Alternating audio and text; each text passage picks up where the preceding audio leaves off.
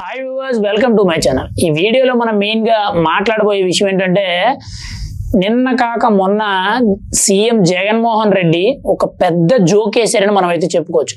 అసలు ఆ జోక్ ఏంటని మనం మాట్లాడుకుంటే, అసెంబ్లీ సమావేశాల్లో భాగంగా వాళ్ళు మాట్లాడిన దానికి ధీటుగా ఈయన సమాధానాలు ప్రశ్నిస్తాను అనేటట్టు ఈయన ఒక మీడియా పెట్టుకుంటానని చెప్పి ఈయన చెప్పారు గతంలో. అయితే అలా పెట్టుకున్నారు, ప్రస్తుతానికి ఏదో మాట్లాడుతున్నారు అనిపించింది. కానీ ఈయన నిన్న సడన్గా ఒక జోక్ వేశారు మీడియా ముందు. నా ప్రభుత్వంలో ఇసుకంతా కూడా ఫ్రీగా ఇచ్చాను అని చెప్పారు. నా ప్రభుత్వం అంటే ఇప్పుడు 2019 నుంచి 2024 వరకు కూడా ఇసుక అనేది ఏదైతే ఉందో అదంతా కూడా రాష్ట్ర వ్యాప్తంగా ఫ్రీగా ఇచ్చారంట ఈయన. మరి గతంలో లారీ లోడ్ ఇసుక 18,000కి ఎంతకో అమ్మేమనేటట్టు మొన్న ఉచిత ఇసుక వచ్చినప్పుడు ఈయన చెప్పడం జరిగింది. పోనీ అది పక్కన పెడదాం. ఈయన ఏదైతే జోక్ వేశారో ఇసుక అనేది ఫ్రీగా ఇచ్చామని ఈయనే చెప్పారు కదా. కానీ గతంలో చూసుకుంటే దాదాపుగా 37 మంది భవన నిర్మాణ కార్మికులు ఆత్మహత్యలు దేనికి చేసుకుని చచ్చిపోయారండి. ఇసుక లేకపోవడం వల్ల చనిపోయారు.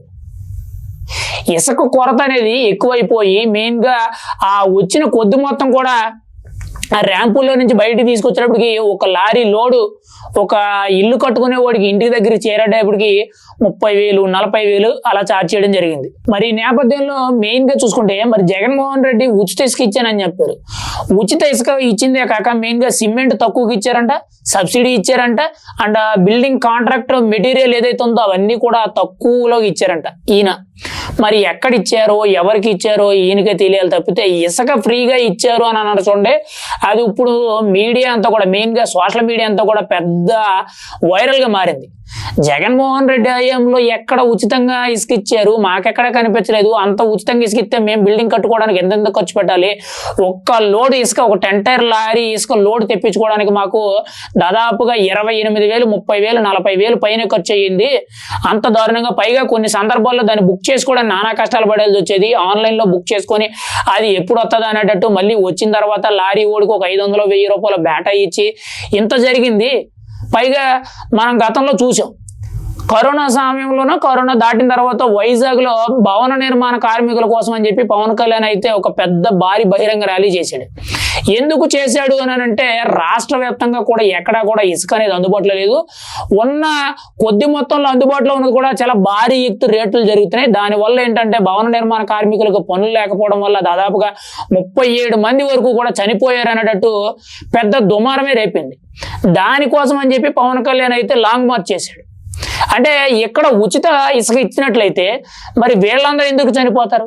ఇక్కడ ఉచిత ఇసుక ఇచ్చినట్లయితే ఖచ్చితంగా మరి ఇల్లు కట్టుకున్నోడికి 10 లక్షలు అవ్వాల్సిన దగ్గర 15 లక్షలు ఎందుకు అయ్యింది? ఒక లారీ ఇసుక లోడ్ తెప్పించుకోవడానికి వాడు ఎందుకు అంత కష్టపడాల్సి వచ్చింది? మీరు జగన్మోహన్ రెడ్డి గారు ఎలాంటి జోకులు వేస్తున్నారు అని అంటే ఇప్పుడు మీడియా అంతా కూడా అదే సంచలనం. జగన్మోహన్ రెడ్డి హయాంలో ఉచిత ఇసుక ఇచ్చామన్నారు, ఎక్కడిచ్చారు, ఎవరికి ఇచ్చారు, లేదంటే వాళ్ళ కార్యకర్తలకు ఇచ్చారా, ఇంకొకరికి ఇచ్చారా అనేటట్టు ప్రతి ఒక్కరు కూడా ఆత్మ పరిశీలన చేసుకుంటారు. 2019 నుంచి 2024 వరకు కూడా మా ఊర్లో కూడా చాలా మంది ఇల్లు కట్టారు. ఎవరు ఇల్లు కట్టినా కానీ ఒక డబుల్ బెడ్రూమ్ ఇల్లు అంటే ఒక 2 BHK ఇల్లు కట్టుకుంటే వాళ్ళకి ఈజీగా 18 నుంచి 20 లక్షలు దాటిపోయింది. సారీ, గతంలో 12 లక్షల నుంచి 15 లక్షల దగ్గరకు వచ్చేది. కానీ జగన్మోహన్ రెడ్డికి వచ్చేటప్పటికి అంటే 2019 నుంచి 2024 వరకు చూసుకుంటే ఇసుక రేట్ అనేది భారీగా ఉండడం వల్ల పైగా కొన్ని రూల్స్ అండ్ రెగ్యులేషన్స్ ఇబ్బందులు ఇవన్నీ కలుపుకొని 18 లక్షల నుంచి 20 లక్షలు కూడా దాటిపోయినాయి కేవలం 2 BHK ఇల్లు కట్టుకుంటే. మరి జగన్మోహన్ రెడ్డి గారు కేవలం ఉచిత ఇసుక మన ప్రభుత్వ హయాంలో ఫ్రీగా ఇచ్చాము, ఇప్పుడు దోపిడీ చేస్తున్నారు, మరీ దౌర్జన్యంగా చేస్తున్నారు అనేటట్టు మాట్లాడుతున్నారు. మరి మాకెక్కడైతే ఉచితంగా ఇసుక ఇచ్చినట్టు మాకు తెలియదు.